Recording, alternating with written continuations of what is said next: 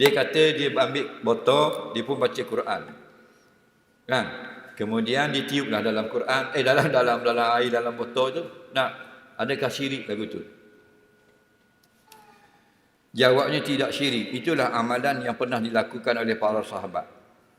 Okey? Dalam kitab-kitab fatwa, antaranya kitab Fatwa Syar'iyyah bekas Syekhul Azhar yang lepas, Syekh Ali Jadul Haq.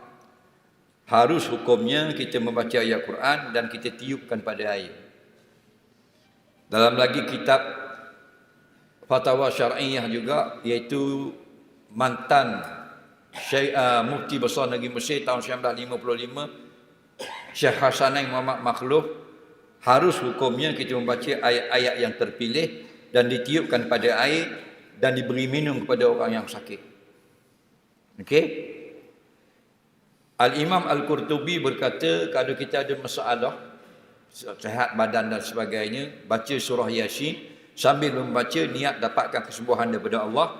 Selesai kita baca, tiup pada air, kemudian kita minum atau beri minum kepada orang yang sakit. Itu semua itu masuk dalam tib nabawi, dibenarkan syarak. Yang tak boleh dibacakan perkara-perkara yang karut.